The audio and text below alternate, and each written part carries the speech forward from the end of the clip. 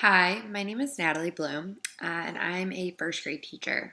And literacy programs are incredibly important to student development, not only inside the classroom but outside of the classroom. Students spend majority of their time at home, and so although we think we're doing so much work with them inside the classroom, if they're not being implemented outside of the classroom, it is only doing so much work. Nevertheless, there are so many different programs that we can use inside the classroom to really reinforce student learning.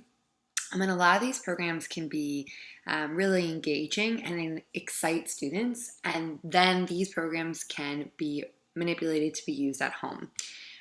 So I explained that technology also is so essential to be used because in our ever-changing world in the 21st century, we as educators are almost doing a disservice to our students by not implementing it into the classroom.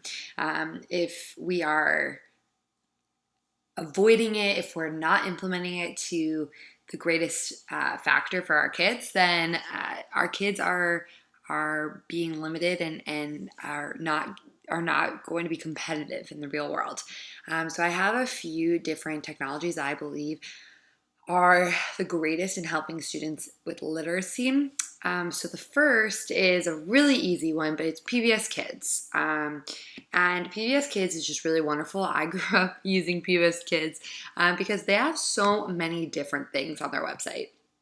So I really like their reading games because they're fun for kids. They also give kids a lot of power of choice. They get to choose what excites them. If one kid sees like, oh, dog tags, that sounds fun, and you get to dress up your favorite dog. What does that look like? Well, it's kind of fun, but there's also reading involved, so that's great. But another kid could want to do what's your favorite word? They see a funny monkey and they get engaged. So putting them on this website is really great, but there's also more topics, also math involved. Some other ones I really like are the rhyming games, the vocabulary games, the feeling games I really do love for social emotional learning. And the problem solving games are also really remarkable. But also, there is one more, the spelling game. So all of these things are really wonderful, and they all intertwine in helping students. And they're really great because there's so many different options. They're really colorful, and they get kids excited about learning. So that was number one. Number two is Reading Bear. This is a really easy, basic site. It's good for introducing lessons to kids, and it just goes over letter sounds, and it's really wonderful if you are somebody who wants, uh, you know, really clear, a little bit more of low lift, someone to help you out. So I know my kids really struggled with digraphs. I just passed it. So here, let's do this one. Um, it will load. You can sound it out slowly, sound it out quickly. Let me sound it out. Then there are flashcards. Then at the end of all of this, there's also a quiz, which is really wonderful. Another great feature about it is the different sizing. Because I didn't hit play, you can't do it yet. But you can change the sizing of it. So students who have visual difficulties, this is also a really wonderful option. My next resource is Storyline Online, which my kids absolutely love. We are really big on story time.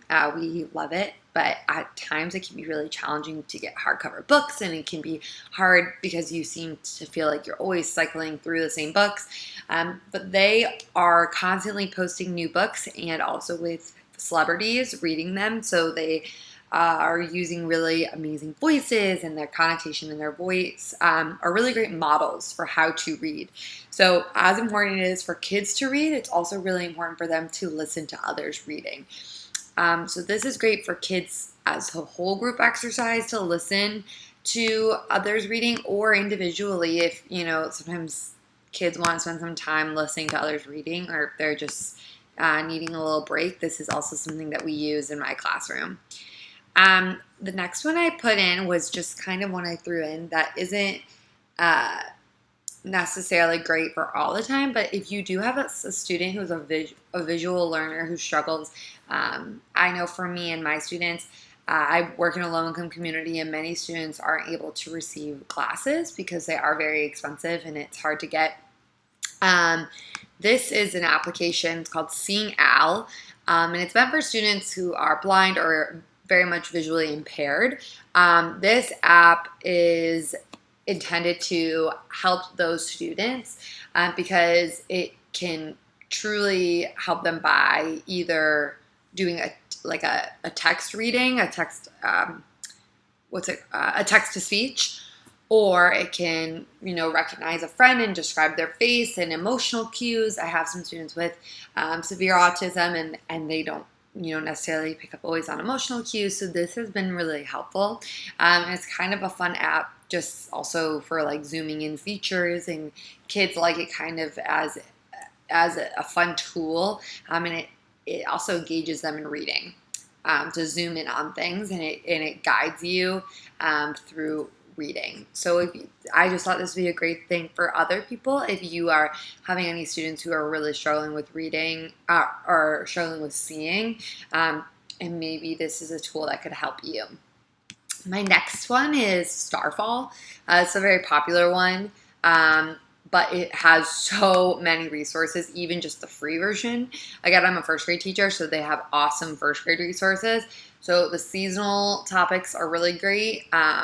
But if you go to phonics, they've got a lot of stuff, which I love. Phonics, always am looking for more phonics resources. I think that this is a great opportunity over here, like learning fiction versus nonfiction in a, oops, come on, help me out. Hold on. There we go. Fiction versus nonfiction in a digital setting is really great. My kids, we read books all the time and we talk about it, but seeing it and playing a game and being able to sort is so fun. And again, digital learning just makes things much better and more fun for kids. So they get to read an assortment of books on the fiction side and on the nonfiction side. And they get to see the difference. So that's another really great resource. But if you can go through Starfall, there are so many different things. This is just the free version. So my school computer, I have the version that we pay for. But you could do a bunch of different types of genres. And my last resource is readworks.org.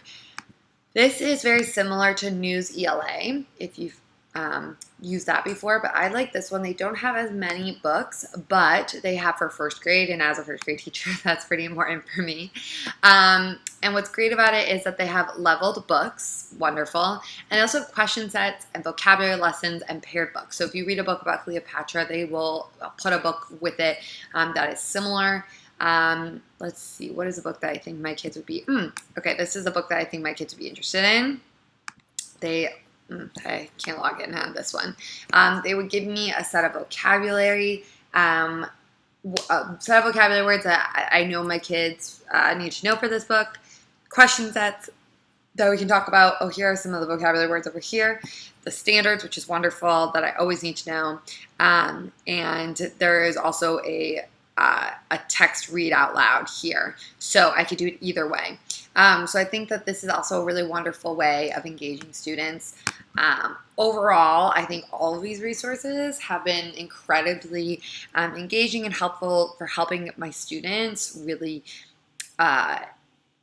enhance their learning style and enhance their ability to read, and also gauge all different types of learning styles, which is the most important. So thank you guys.